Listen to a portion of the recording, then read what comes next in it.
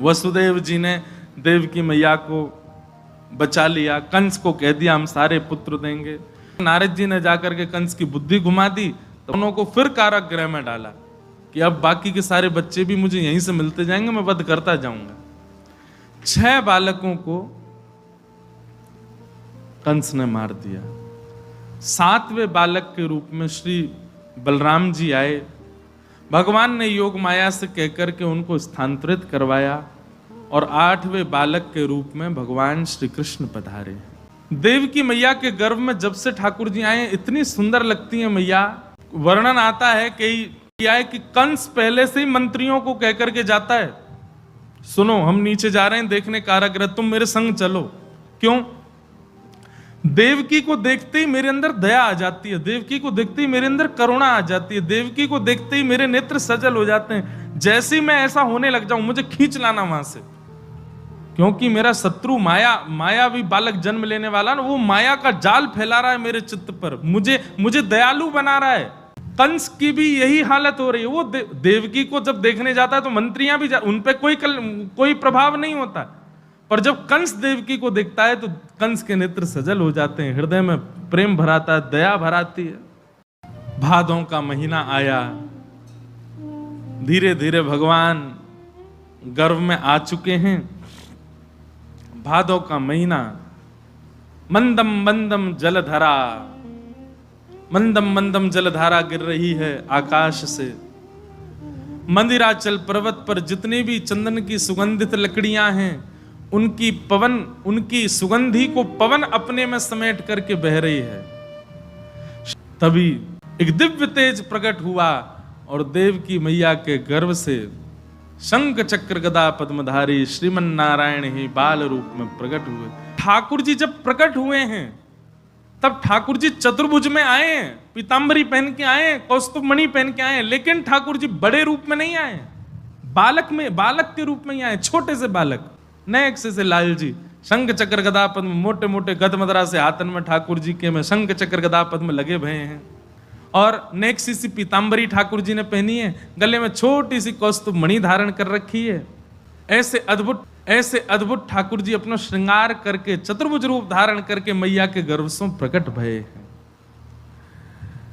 आहा, माता देवकी और वसुदेव जी ने ठाकुर जी को प्रणाम किया तो ठाकुर जी 4 भुजा में प्रकट भये। मैया ने गोद में लेकर के ठाकुर जी को पयोधर पान कराया। भगवान छोटे से बालक बन गए, 2 भुजा धारण कर ली।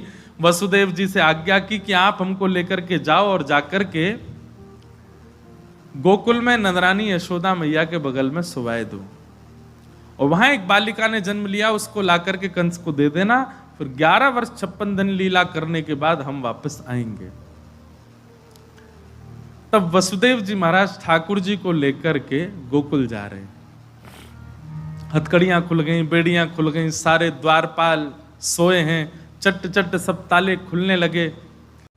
वसुदेव जी ने जैसे ही ठाकुर जी को गोद में लिया, हथकड़ियां खुल गई, बेड़ियां खुल गई, चट चट सारे ताले खुल गए, सारे बंधन खोल दिए ठाकुर जी ने। भगवान को लेकर के श्री वसुदेव जी महाराज गोकुल पहुंचे। यशोदा मैया ने 2 बालकों को जन्म दिया, एक लाली है और एक लाला है। लेकिन वसुदेव जी जब पहुंचे तो ठाकुर जी ने मन में विचार किया कि कहीं वसुदेव जी को लाला दिख गया तो वसुदेव जी मुझे वापस ले जाएंगे। बोले इन पर तो लाला है, फिर काय को दें में हम अपने लाला को ले जाएंगे।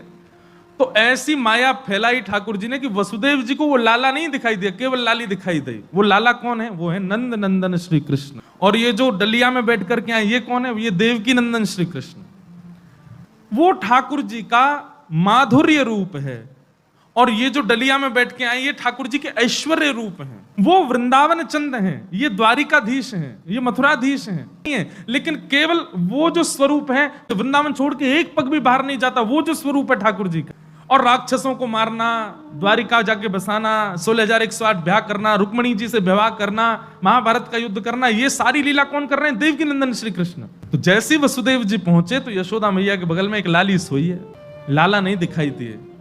तभी वसुदेव जी ने अपने बालक जो सिर में धर के लेके आए उनको उठा करके वहां बगल में सुना। जहां सुलाया वहीं नंद नंदन कृष्ण लेटे थे, और नंद नंदन कृष्ण में ही देवकी नंदन कृष्ण विलीन हो गए, दोनों एक हो गए। देवकी नंदन कृष्ण जो है ये ऐश्वर्य रूप है ठाकुर जी का, राक्षसों को वध करने के लिए जब भी पूतना आई, अघासुर आए, बकासुर आए, धेनुकासुर आए, जितने भी राक्षस आए वृंदावन में, गिरिराज पर्वत धारण करना, जो भी ऐश्वर्य की लीला करनी थी, तब ठाकुर जी देवकी नंदन कृष्ण बन करके लीला करते थे। लेकिन जब माधुर्य रस में जाना होता था, वेणुनाद करना है, ग्वाल बालों के संग छाक लीला करनी है, और गोपियों के संग रास विहार करना है, यमुना क्रीड़ा करनी है, माखन चोरी करनी है, माधुर्य की लीला जब करनी होती है तो ठाकुर जी नंद नंदन बन करके करते हैं। तो वसुदेव जी ने अपने लाला जैसी पधराए तो नंद नंदन कृष्ण अंतर ध्यान थे, उन्हीं में ही विलीन हो गए, दोनों एक हो गए। और लाली को वहां से उठा करके बालिका को लेकर के वसुदेव जी वापस गए। रुदन सुन करके कंस आ गया और कंस ने बालिका को जैसी पटकना चाहा, अष्टभुजी देवी भद्रकाली बन गई और कंस को कह दिया मुझे मारने से क्या मिलेगा, तेरे शत्रु कृष्ण ने तो जन्म ले लिया। अब यहां कंस अपने सब राक्षसों को बुला करके पूछ रहा है कहां है, क्या है, ढूंढो भैया मेरे शत्रु कहां हैं। परंतु हम सब तो चलें ठाकुर जी का नंदोत्सव मनावें और सुंदर सुंदर बाल लीलाओं में प्रवेश करें। नंदरानी यशोदा के बगल में नेक सो लाला सोयो है, भोर को समय है गयो, नंदा सुनंदा दोनों जैसे भीतर गई हैं। आपने जाकर के देखी कि नेक सो लाला सोयो है, चदरिया ओढ़ करके 21 बार हरिशरणम को जाप किया। जैसे ही चदरिया हटाई महाराज, नंदा सुनंदा ने नीलमणि कृष्ण को जैसे ही देखा, है गा है गा है गा है गा है गा है गा, एक दूसरे को मुख बंद किया। अरे ये खबर अभी सबन को नहीं बतानी है, सबसे पहले गौशाला में बैठे हुए नंद बाबा को जाकर के बताएंगे। नंद बाबा के पास में पहुंची, दोनों दौड़ती जा रही हैं, नेत्रन से अश्रुपात है तो जा रो है। दौड़ करके गई और नंद बाबा को घेर करके बोली, बाबा आपने इतने ब्रजवासी जमाए, इतने संत वैष्णवन को आनंद करायो, इन सबन के फलस्वरूप यमुना मैया की कृपा सो, ब्रजवासीन की आज्ञा सो आपके घर नीलमणि जैसो। नंद बाबा बोले बता कहां भयो? बोले पहले बताओ हमें कहां मिलेगा। बोले तू जो कहेगी सो देंगे महाराज। नंद बाबा ने जैसे कि जो कहेगी सो देंगे। नंदा सुनंदा भाव में भर गई, ठाकुर नंद बाबा को हृदय से लगा करके बोली आपके घर नीलमणि जैसो लाला जायो है। नंद बाबा ने जैसे सुनी मेरे घर लाला भयो, महाराज ऐसे आनंद में फूले, ऐसे आनंद में फूले। 80 बरस के बाबा 16 बरस के भांति दौड़ करके यमुना जी में स्नान कियो, पीले पीले वस्त्र पहने, आंखन में काजर लगायो, मूछन में इत्र लगायो, सुंदर पीरी सी पाग पहन करके चंदन फोटा लगा करके तैयार रह गए। और नंद बाबा सबसे पहले कहां गए?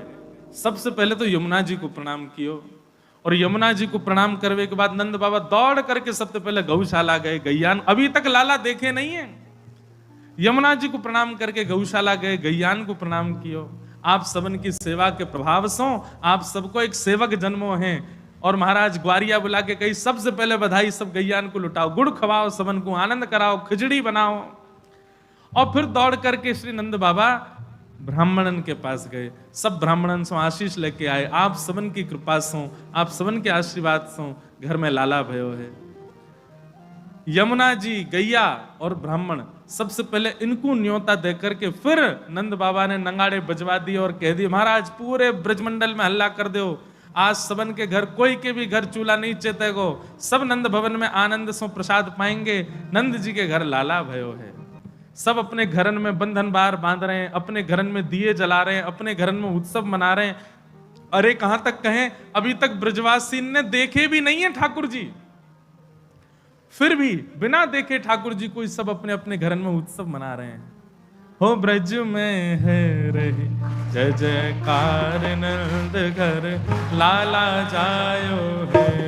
ब्रज में है रही जय जयकार, नंद घर